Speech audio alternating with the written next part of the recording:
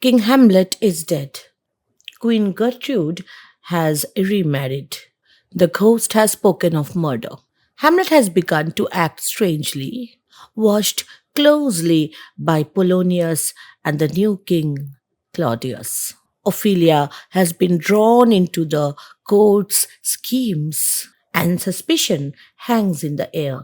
Is the prince mad with love, guilt, or something more sinister and dangerous? As the court sets its trap, Hamlet stands on the edge of a great inner crisis. Let us turn to a careful, line by line reading of Hamlet, Act 3, Scene 1.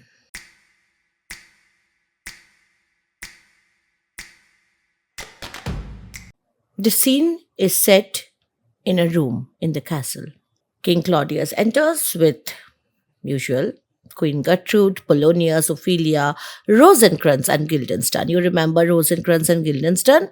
The king wanted them to know about Hamlet's mind, what's going on in his mind. And they are like childhood friends of Hamlet. So they speak with him, but Hamlet is very, very secretive when it comes to his real thoughts. We have seen that earlier.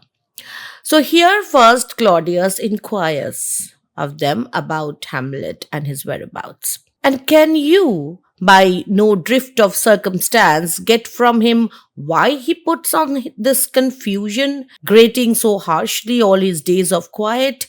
So he's asking Rosencrantz and Guildenstern if they could find out why is Hamlet behaving in this way, grating so harshly. Grating is a very disturbing noise, right? So grating so harshly all his days of quiet instead of spending peaceful time. Why is Hamlet being so disturbed with turbulent and dangerous lunacy? So why is Hamlet behaving mad? He does confess he feels himself distracted, but from what cause he will by no means speak. So we can very well understand that Rosencrantz has no clue as to why Hamlet is behaving like this. Nor do we find him forward to be sounded, but with a crafty madness keeps aloof. So Guildenstern tries to qualify whatever Rosencrantz has said, and he says that he's keeping aloof and he is about to tell something and then he stops himself, so we couldn't find out when we would bring him on to some confession of his true state. Now Gertrude is worried if Hamlet at all spoke to them properly or not. Did he receive you well? Most like a gentleman, but with much forcing of his disposition. Now Guildenstern is echoing Rosencrantz's words but adding things to it and said that he was not very happy about us, which was showing he was forcing himself to speak to us properly. Niggard of question. Now the word niggard means which does not have anything. Okay, so without any question. Hamlet did not ask them any questions, but of our demands most free in his reply. So it was kind of a one-way conversation they had with Hamlet, so they couldn't find out much. Did you essay him to any pastime? So Gertrude feels that if Hamlet was engaged in some kind of hobby or any activity to distract him, things would be better for him. So she is asking whether Rosencrantz and Guildenstern had suggested any fun activity for him, any distraction for him or not. Madam, it so fell out that certain players, now Rosencrantz is referring to the theatre troupe who had come and met Hamlet. We have seen already. We overwrought on the way. So we were coming out when we came across this theatre troupe. Of these we told him, and there did seem in him a kind of joy. So when he heard about the theatre troupe, he was happy to hear of it. They are about the court, and as I think they have already ordered this night to play before him. So Hamlet is engaged with these drama people who have come for the tour. 'Tis most true. Now Polonius comes in. And he beseeched me to entreat your majesties to hear and see the matter. So it was like an invitation extended through Polonius that King Claudius and Gertrude should go and also watch the performance. With all my heart, and it doth much content me to hear him so inclined. Good gentlemen, give him a further edge and drive his purpose on to these delights. So King Claudius wants Hamlet to engage in some fruitful business. In reality, he is not very sure of Hamlet's intentions, and he feels that if Hamlet is engaged elsewhere, it is better for Claudius. So after Rosencrantz and Guildenstern go away, Claudius, Gertrude, they are with Polonius. And they already have the plan to observe Hamlet, to in fact spy on him in presence of Ophelia. Claudius wants Gertrude to leave. Sweet Gertrude, leave us too, for we have closely sent for Hamlet hither, that he, as it were by accident, may here affront Ophelia. The thing is that Claudius and Polonius will be hiding, so Hamlet won't be able to see them.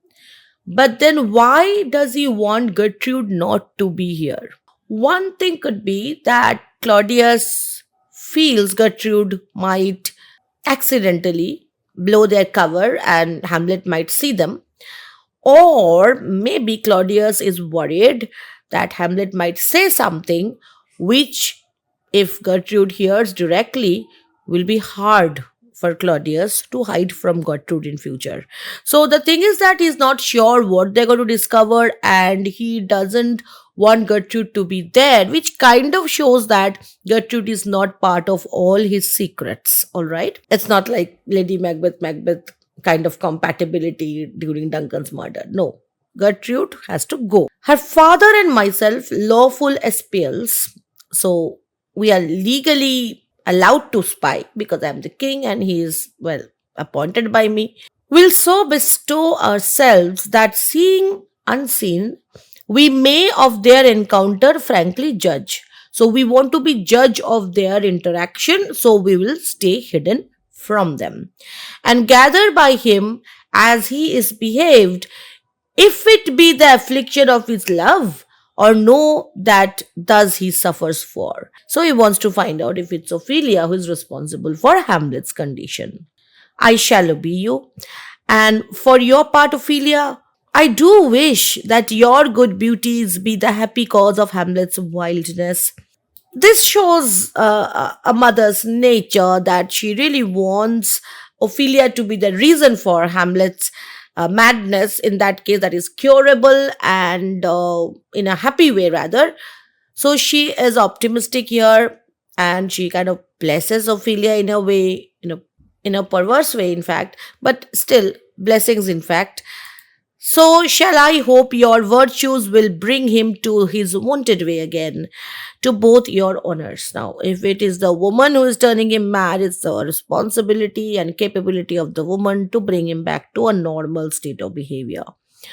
Anyway, Ophelia says she will do her best. Madam, I wish it may.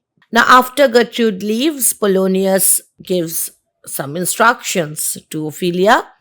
Ophelia, walk you here, gracious, so please you, we will bestow ourselves. And then he speaks directly to Ophelia. Read on this book, and possibly he gives her some religious book, maybe the Bible or some sermon book or something. That show of such an exercise may color your loneliness, so that if people find you reading this book, they will understand you of a virtuous nature. Because when we are lonely and we read anything, that choice of reading reflects our character. This is what he's saying. So he's always worried about what people think of them. We are oft to blame in this. 'Tis too much proved that with devotion's wise sage, if you have the appearance of a virtuous person, of a devoted person, because she's reading a religious book here, and pious action, we do sugar over the devil himself. So if you have the appearance of grace and devotion, then you can even hide the devil. It's like putting sugary crust over something which is sinister and evil. Now, this idea that false face, appearance, all this is basically deceptive. This statement, which Polonius is making to his daughter, somehow affects Claudius, and this is a very crucial point in the play. There are many theories and even critics, I don't know where they get this whole idea, that there is no proof whether Claudius had committed a crime or not. I think they somehow missed this part where Claudius actually confesses. I'm not saying he's confessing to the murder exactly, but he is definitely confessing here. And let's see what his reaction is. In fact, he is very, very cautious. He doesn't speak out loud. He speaks in an aside which nobody on stage can hear, only the audience can hear because it is an aside. Oh, it's too true. What is too true? That you hide your sins, you hide your wrongdoings with an appearance of virtue. How smart a lash that speech doth give my conscience. So there's something going on in his conscience, in his inner heart, in his mind.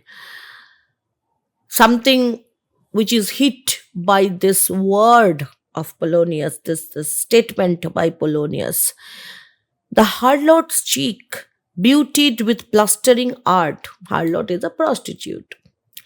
So if a harlot is painting her face, putting on a lot of makeup, plastering almost, is not more ugly to the thing that helps it than is my deed to my most painted word.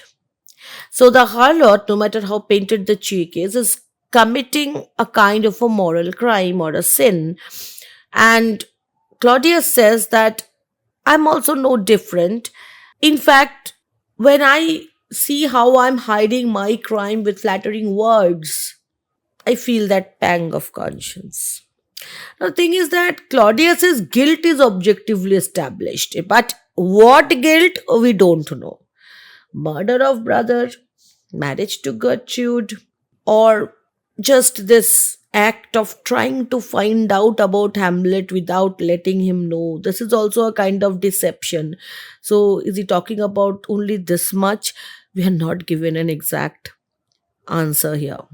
But he is using very, very strong words like conscience.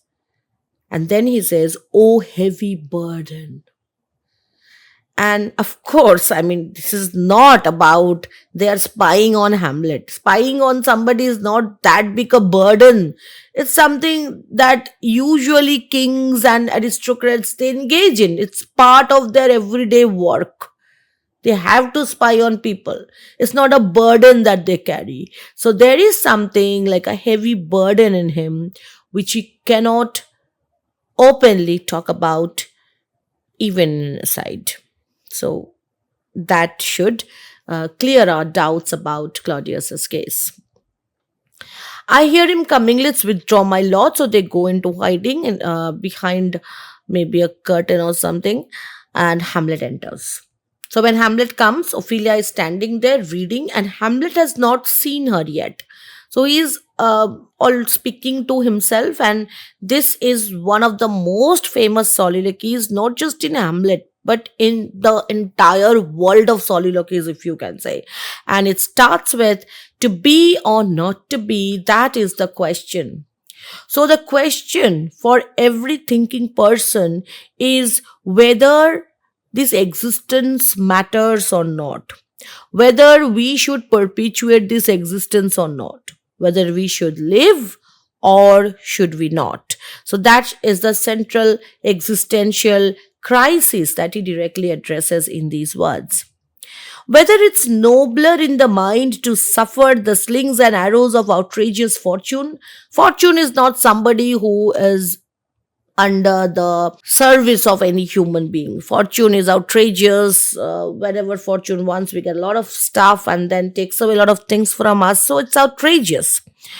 So is it a noble thing to suffer in the hands of fortune no matter what it flings at us? or to take arms against a sea of troubles and by opposing end them. So there are two options every moment in our lives, whether to accept what is given or handed down to us, or to oppose it, to do something about it, to revolt against it. So, man is always man in generic way. Human beings are always at crossroads. Every moment of their lives, they are facing a choice to continue accepting what is handed over to them, what they receive from fate, or to go against it. So, this is one question he asks, and then he says, what is it to die? To die, to sleep. Now, this is a very common thing that Shakespeare does, not just in here, but in Macbeth, in other plays, and even in his sonnets. He often compares death to sleep. But what kind of sleep? Let's see. To die, to sleep no more. And by a sleep, now when you use the word sleep, it brings in a sense of peace. So death here at this juncture in the soliloquy appears to be inviting, as if he is longing for it. To die, to sleep no more. That is, I'll not suffer anymore. And by a sleep to say, we end the heartache and the thousand natural shocks that flesh is heir to. So that sleep shields us from any kind of future trauma. All right, if it is death. It's a consummation devoutly to be wished, to die, to sleep. So he's feeling a sense of calm, as if he is deliberating on what death might bring to him. Death will bring him an end of his suffering and sleep. But then, when he uses the word sleep, he remembers another word, to sleep, perchance to dream. Ah, there's the rub. That's a problem. Why? Because just like you cannot control fate, which affects you, makes you suffer in life, you also cannot control dreams. So if sleep and death are like comparable, then during death or after death, might happen that you will have dreams and you will not have control over them, and then suffering will not end. For in that sleep of death, what dreams may come when we have shuffled off this mortal coil. Coil means entanglement, in a way, the twisted life. So, this mortal coil, and the word coil is also very, very connected to serpents, they coil up their bodies. So, maybe he is also having in his mind, there's no objective proof of what I'm going to say now.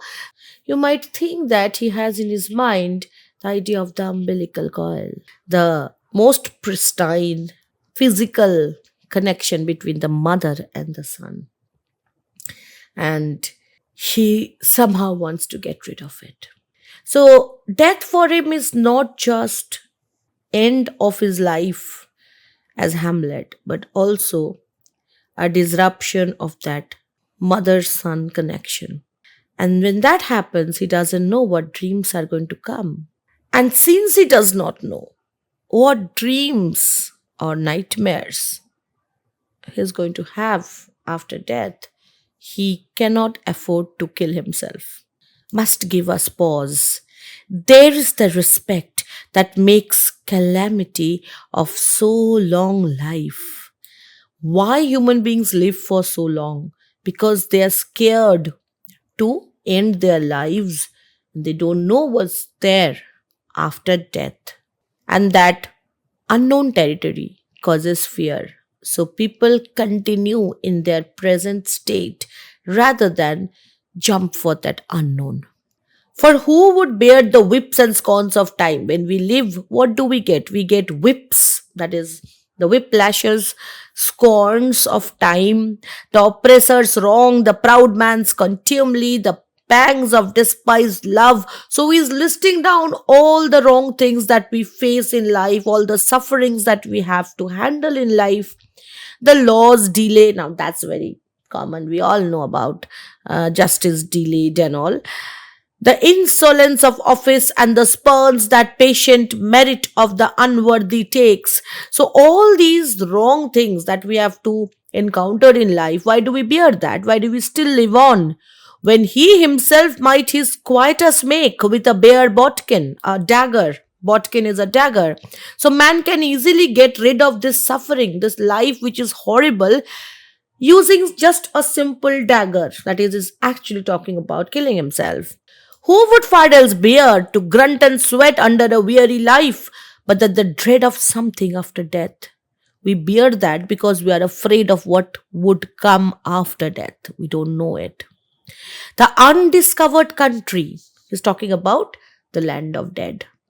The undiscovered country from whose bourne, from whose zone, no traveler returns, puzzles the will and makes us rather bear those ills. So we tolerate all wrong things, bear those ills we have, than fly to others that we know not of.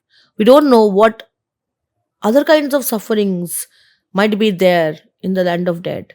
So at least I know that in this world we will suffer known things. But what about the other world? We are not sure. So we decide to stay on, to lead our lives, to survive. Thus, conscience does make cowards of us all.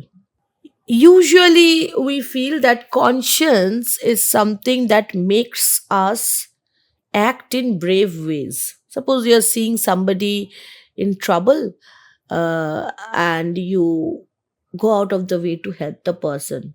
Why? Because your conscience tells you to, the inner voice.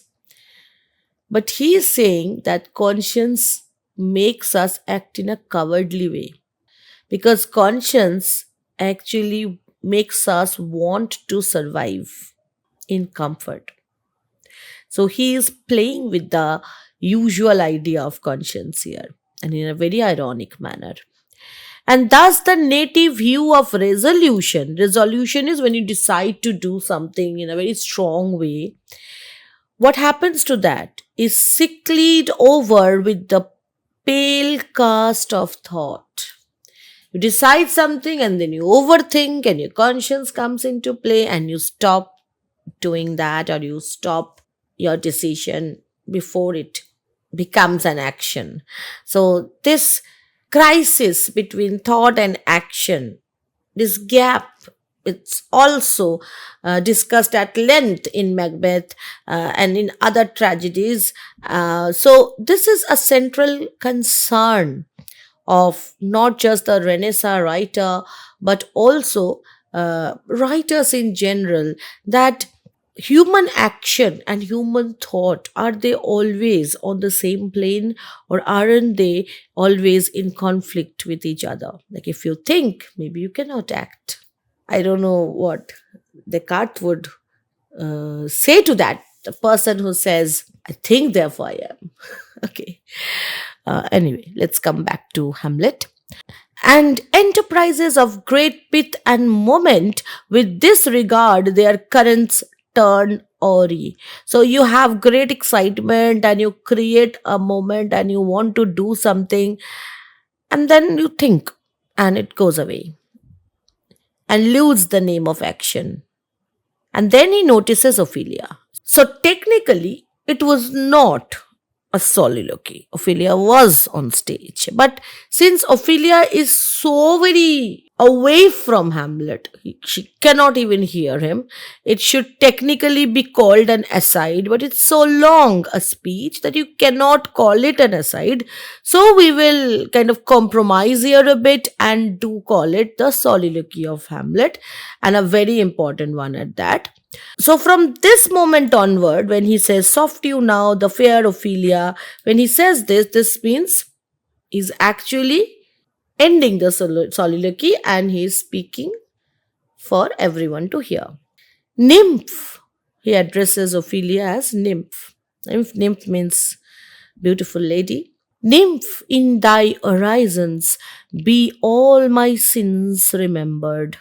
Now, maybe this is because she is reading a religious book, maybe Hamlet is serious, or maybe he is making fun of the book that she is reading. We are not very sure, because you see, we are not sure about the type of lunacy that Hamlet is suffering through. So he says, in thy horizons means in her prayers, Ophelia should remember him so that he gets blessings of God. Good, my lord, how does your honor for this many a day? This many a day, which kind of proves that they haven't met for quite many days. I humbly thank you. Well. Look at the courteous behavior, respectful address, and I would rather say a lot of coldness, even the way he is talking to Ophelia, as if he's just an acquaintance and nothing more. My lord, I have remembrances of yours. So I have gifts with me, like tokens from you, that I have longed to redeliver. I wanted to return those gifts. I pray you now receive them. No, not I. I never gave you aught. Now, one meaning is that Hamlet is denying having any kind of interaction earlier with Ophelia, denying his responsibility in this relationship, or it might mean that the Hamlet who had given the gifts to Ophelia exists no more. He had already talked a lot about to be or not to be. So we do understand that he is going through almost an existential crisis, that whether he is the man who he really thinks he is. So he says, no, not I. I never gave you aught. My honored lord, you know right well you did. And with them, so the kind of panic in there rising in Ophelia, because if Hamlet denies this, and Ophelia knows that they are being watched, so whatever Hamlet is telling her becomes more important, because they are not in private now. These words would be put to judge not just Hamlet but also herself. So she would be considered as a liar, and that's not a very good situation for a woman, at least back then. So this is kind of her appeal to Hamlet to reconsider his words. And with them words of so sweet breath composed, you also gave me poetry along with these gifts, has made the things more rich, their perfume lost. The flavor is gone because the relationship is not working anymore. Take these again. For to the noble mind, rich gifts wax poor. So these gifts have lost their value when givers prove unkind, because you are not the same. So the gifts won't matter to me anymore. Now, the other very concrete reason why Ophelia wants to return the gifts is perhaps because through this interaction, or when Hamlet will accept the fact that he has given the gifts to her, then it would be easier for her to prove her words in front of Polonius and Claudius. So you see, this is not just a scene of surveillance over Hamlet. It is also a scene of surveillance over Ophelia. And in a very interesting way, the subject knows that it is watched. Now, that's not a very weird thing. When you go to any public place now, you have the words written in front of you, you are under surveillance. So your actions are modified, and subconsciously we act as if we are watched always. But we know that not all moments captured on CCTV will be monitored or analyzed, but still we act consciously. So now you understand how consciously Ophelia is acting, where she knows that she is constantly being watched. Are you honest, my lord? Are you fair? What means your lordship? That if you be honest and fair, your honesty should admit no discourse to your beauty. Now Hamlet is starting to play with words. One thing can be that he has some kind of doubt in his mind that maybe somebody is watching them, or he feels that Ophelia is not to be trusted. So he doesn't use very clear cut sentences with her. He is using the same twisted syntax when he is constructing his sentences, like he did with Rosencrantz and Guildenstern. So he's asking whether she is fair or honest, because that has no connection to beauty. Could beauty, my lord, have better commerce than with honesty? Now, this is a very interesting question, that if somebody is beautiful, they can get away with anything that can be exchanged for actual rich stuff. But what about honesty? Does it sell in the market? No, it doesn't. Ah, truly. For the power of beauty will sooner transform honesty from what it is to a bawd. Now, bawd is a woman who is in charge of a brothel. So you understand it's not a good thing that he is referring to. And he says that beauty is something that can change honesty into something which is completely dishonest and of questionable reputation. Then the force of honesty can translate beauty into his likeness. So it is easier for beauty to corrupt honesty, but it is not easy for honesty to somehow bring beauty into its own zone. Okay, so sometimes this was a paradox. So he says this was sometime a paradox, but now the time gives it proof. I did love you once. Now suddenly he says this, I did love you once. Probably in a way, now that he is suspicious of spies to their conversation, and he knows how important it is for Olivia to have those words from him, at least, so that she or her honesty is not called into question. So in order to kind of help her in some way, he says that I did love you once, but then we are not sure of it. Indeed, my lord, you made me believe so. You should not have believed me. So he is on one hand saying that Ophelia is not dishonest.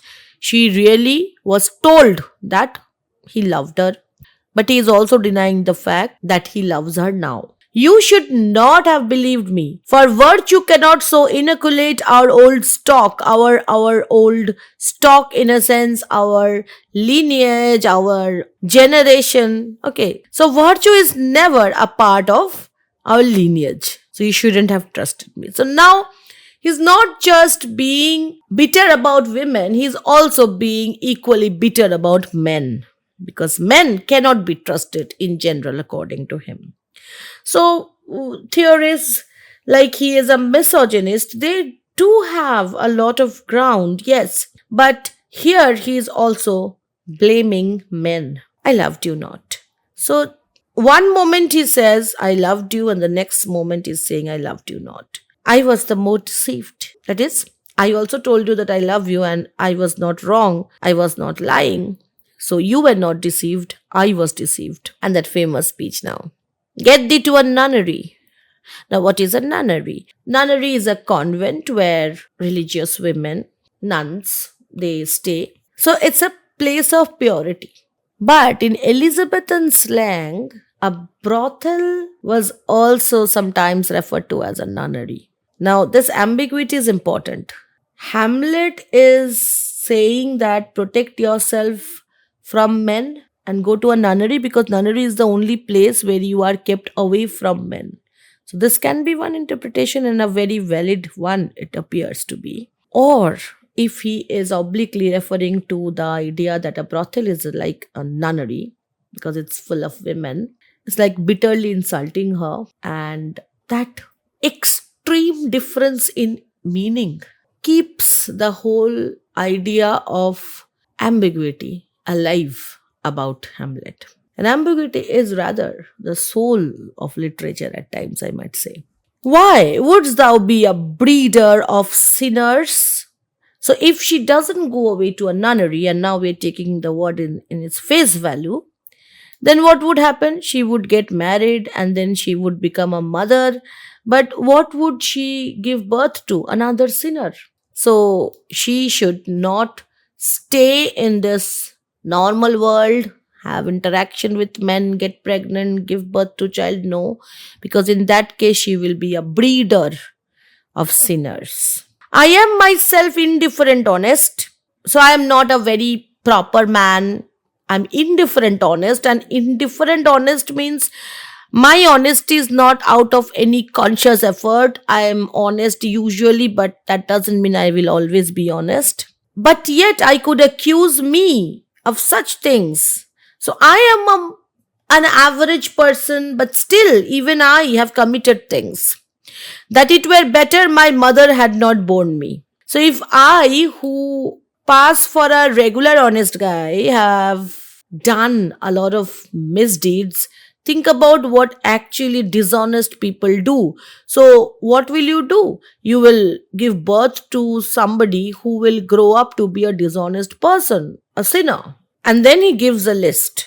I am very proud, revengeful, ambitious, with more offences at my back than I have thoughts to put them in, imagination to give them shape, or time to act them in. So in my mind, I have lots of sins. I don't commit them to action because I don't have the time or the inclination. What should such fellows as I do crawling between earth and heaven? We are errant knaves. We are like scoundrels. We are not supposed to be alive. We are so bad. All, believe none of us. Go thy ways to a nunnery. Where's your father? And it kind of shocks her through this question. And Ophelia does say, at home, my lord, but we are sure that Ophelia is such a soft hearted person that maybe there was some facial expression that Hamlet was looking for and possibly found out that there is something wrong going on here. Let the doors be shut upon him. So if your father is at home, let him be there. Shut the doors, that he may play the fool nowhere but in his own house. Now, maybe he already has understood that Polonius is in quite just an earshot away, and he can hear him, and he's actually addressing him directly. And then he says farewell. Oh, help him, you sweet heavens. And then the final words to Ophelia. And this is the last time that we will see them together. So just imagine if this were the last words, how would anybody feel after the breakup?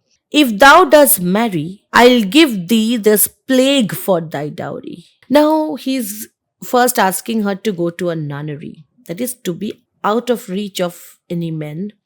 And then he says, if you marry, then it's not like he is giving her a curse or anything.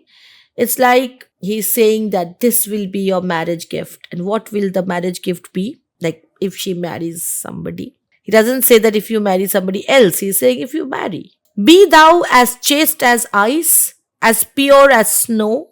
Look at the coldness of the images. And we do not associate coldness as a very good thing in marriage. Usually warmth is something we look for.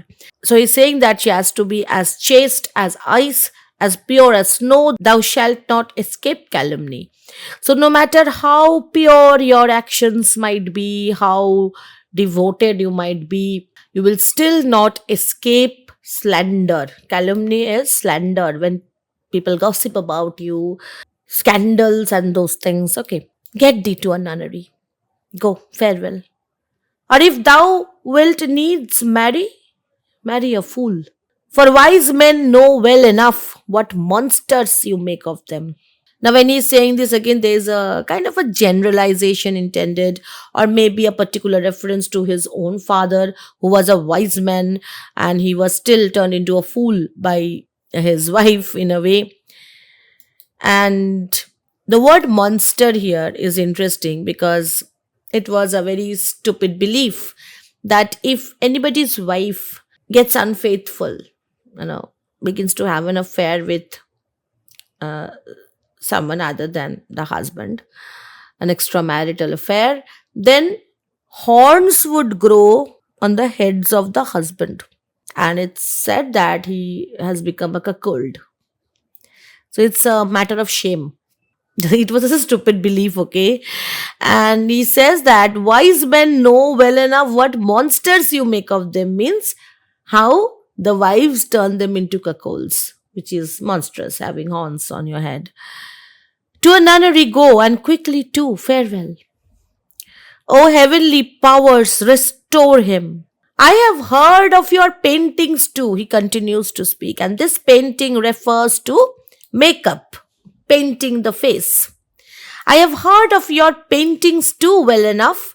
God has given you one face, and you make yourselves another. You jig, you amble, you lisp. So he is referring to all kinds of feminine actions that women engage in to lure men. And he goes on saying, and nickname God's creatures and make your wantonness your ignorance. So the painted face becomes a symbol of artificiality and moral falseness. Now, what is interesting is he is talking about painted face, and earlier in this scene itself, we have heard Claudius speak about painted words. You remember the line? Is not more ugly to the thing that helps it than is my deed to my most painted word. So the kind of cross-referencing within the text adds value to this line also. The idea of deception as the central idea that is holding not just the plot together but also the characters. Go to, I'll no more on it. It hath made me mad. I say, we will have no more marriages. Now when he says, it had made me mad, what is he talking about? He is talking about the fact that women with painted face fool the world. And they jig, they amble, they lisp, and they say that they are not aware of anything. They are ignorant of everything, but actually they are being over smart about it. And women in general have made Hamlet mad.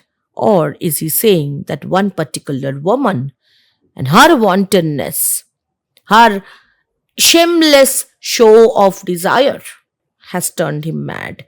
And when we think about it, it is definitely not Ophelia. Then perhaps it is an oblique reference to his own mother, Gertrude. I say, we will have no more marriages. Those that are married already, all but one, shall live. That means all but one means all will live except one. So only one couple will stop existing. And we can easily understand he's talking about Claudius and Gertrude. The rest shall keep as they are. To a nunnery, go. Ophelia, all alone, brooding on it. Hamlet is already away. Oh, what a noble mind is here overthrown. The courtiers, soldiers, scholars, eye, tongue, sword. Now, when you are a courtier, you require good conversation skill, communication skill, that is tongue. When you are a soldier, you require a good sword. And when you are a scholar, you require a good eye to read, okay? But what Ophelia is doing is she is jumbling up the objects with the profession, like the courtiers, soldiers, scholars, eye, tongue, sword. She should have said courtiers, soldiers, scholars, tongue, sword, eye. Why is this mistake there? First of all, it's not a mistake. She is in a lot of stress, and these kinds of lapses are very understandable because she is looking at a mind overthrown, and when it is overthrown, all the things are randomly thrown. So she's also using random words instead of using them as parallels. Okay. The expectancy and rose of the fair state. She's talking about Hamlet. He is the future of this state. The glass of fashion and the mold of form, the observed of all observers. Quiet down. He is like the role model of young people and is just all completely gone. An eye of ladies most deject and wretched. that sucked the honey of his music vows. Now see that noble and most sovereign reason, like sweet bells jangled, out of tune and harsh. So that music is now turned into a cacophony. That unmatched form and pleasure of blown youth, blasted with ecstasy. Oh, woe is me, to have seen what I have seen, see what I see. She is suffering more because she has seen Hamlet and it's a different person. So I'm suffering more because I know what Hamlet is capable of in a normal way. And now I see how much he is different from what he was. Well, Claudius and Polonius enter. Claudius has already rejected the idea that love has anything to do with Hamlet's condition. So he says love. His affections do not that way tend, nor what he spake, though it lacked form a little. So, yes, Hamlet was not that clear in his words. There was lack of form. Was not like madness. There is something in his soul over which his melancholy sits on brood. Now, this idea of brooding, you get this idea from birds which nest on their eggs and the eggs hatch. So it's like Hamlet is sitting on an idea, like a bird sitting on the egg, and that idea will materialize in future. All right, will hatch. And I do doubt the hatch and the disclose will be some danger.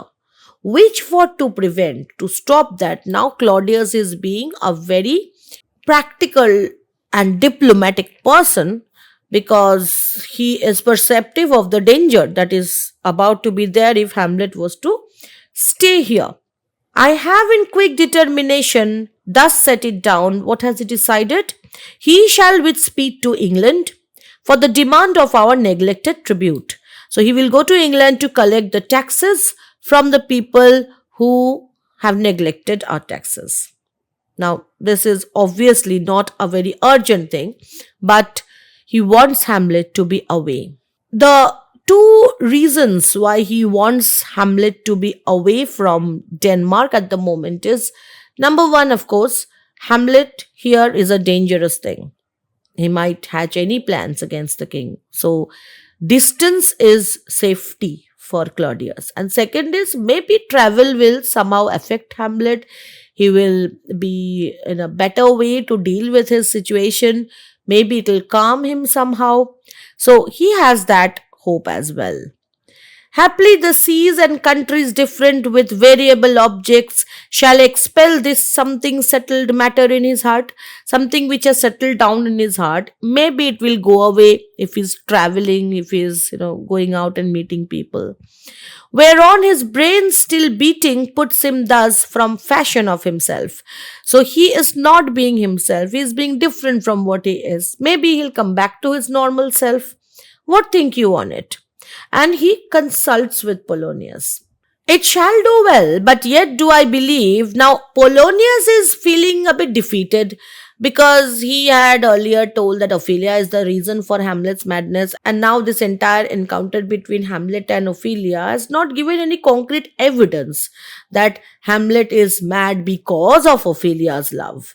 Okay, so he's trying his best to convince Claudius about this whole thing over again, and let's see how. But yet do I believe the origin and commencement of his grief sprung from neglected love. He still believes that it's love. How now, Ophelia? You need not tell us what Lord Hamlet said. We heard it all. My lord, do as you please. But if you hold it fit, after the play, after the performance of the drama, let his queen mother all alone entreat him to show his grief.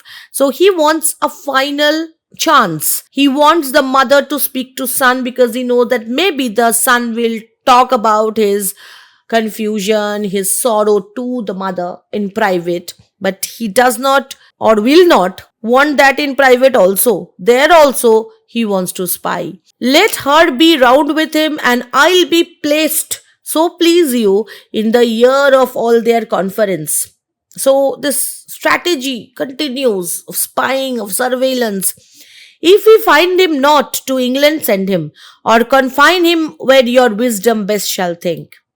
Polonius does not know that he is setting a bad trap for himself, rather. And it's going to be so ironic because Polonius did not hide and listen to Gertrude and Hamlet because Claudius told him to, but because he himself wanted it. It was his own idea, and we will see how that idea will actually be the end of him. Anyway, Claudius says, all right, fine. And then he says, madness in great ones must not unwatched go. Now, as in with other tragedies also, I've noticed this. I had mentioned this while teaching Macbeth also. You would notice that although these plays, these tragedies are written in blank verse, that is unrhymed iambic pentameter, Shakespeare chooses to end the scenes with rhyming lines, often breaking meter. It's as if, and we see this tendency even in his sonnets. You'll see that he always ends with rhyming couplets. Rhyming couplet gives him a sense of closure, perhaps, and with every scene that he closes, or there's some emotional closure, we have this rhyming couplet coming up. Although these two lines, it shall be so, and madness in great ones must not unwatched go, they are not same when it comes to number of feet, metrically not same, but they are rhyming. So and go. Okay. So I wanted to point this out today, and maybe when we'll end other scenes, we will again focus on the concluding words in those scenes to see if we are correct in our idea or not. So now we have in this scene, which was a very important one, primarily because the king is now seeing Hamlet as a political threat, and surveillance turns into action.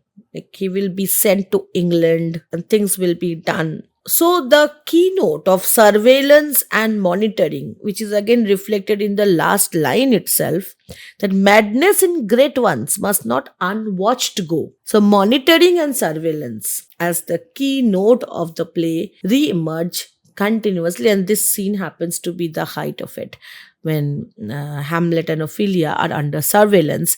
But if you think it in this way, that if Hamlet has already guessed that Claudius and Polonius are hiding somewhere listening to him, maybe it is also Claudius and Polonius who are under surveillance. Whose surveillance? Hamlet's surveillance. And this surveillance develops into a very open one when we have the play within the play performed. But then that's another scene, not for today. I'll see you very soon in our next video. Till then, stay subscribed, stay safe. This is Monami Mukherjee signing off. Bye-bye.